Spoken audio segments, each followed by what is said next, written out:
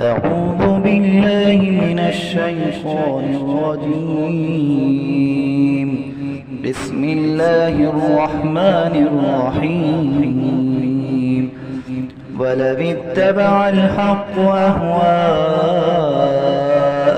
لفسدت السماوات والأرض ومن فيهن بل أتيناهم بذكرهم فهم عن ذكرهم معرضون.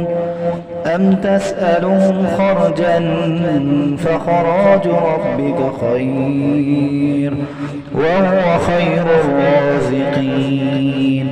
وإنك لتدعوهم إلى صراط مستقيم. وإن الذين لا يؤمنون بالآخرة عن الصراط لناكبون. ولو رحمناهم وكشفنا ما بهم من ضر للجوا في طغيانهم يعمهون.